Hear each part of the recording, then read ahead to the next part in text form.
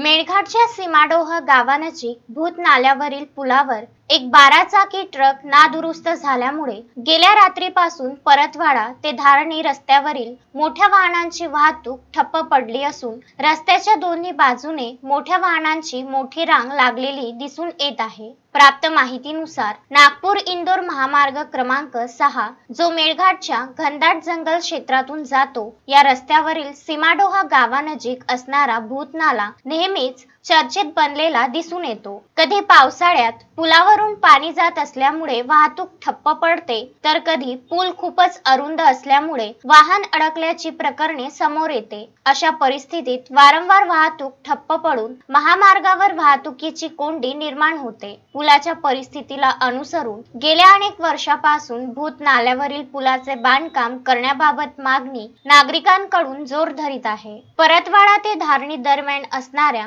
महामार्ग क्रमांक 6 वरील बहुतांश पूल आणि रपटे इंग्रजकालीन असून बांधकाम होऊन बराच काळ उलटून गेल्यामुळे सदर पूल आणि रपटे शिकस्त झाले आहे। भूत नाल्यावरील पुलाच्या मध्यभागी 12 चाकी मोठे ट्रक नादुरुस्त झाल्यामुळे दोन्हीकडची वाहतूक ठप्प पडली असून लहान कार, मोटरसायकल आणि जीप निघत आहे। नादुरुस्त झालेला ट्रक सकाळपर्यंत दुरुस्त केला जाणार असल्याची शक्यता वर्तविली जात असून मोठ्या वाहनांनी या रस्त्यावर जाण्याचे सध्या परिस्थितीमध्ये टाळावे तरच वाहतुकीची कोंडी निर्माण होणार नाही। वाहतुकीवर नियंत्रण करण्याकरिता चिखलदरा आणि धारणी पोलीस अथक परिश्रम घेत आहेत। तस्मीन शेख, सुलेमान मेमन, जुगल किशोर जयस्वाल सह शकील अहमद, विदर्भ न्यूज, धारणी।